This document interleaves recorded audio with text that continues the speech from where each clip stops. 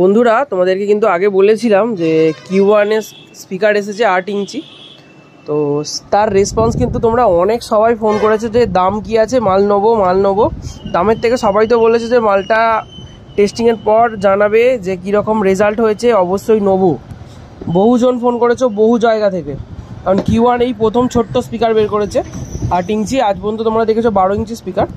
তো এই মালটা এই মাত্র কিন্তু টেস্টিং করছিলাম।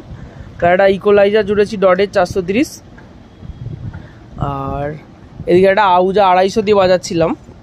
তো 250-তে নিতে পারছে না, 250 গরম হয়ে যাচ্ছে। তো একটা 500 দিয়ে আর একটা 700 দিয়ে বাজিয়ে চেক করব। তো তোমাদেরকে কীরকম সাউন্ড আসছে দেখাই।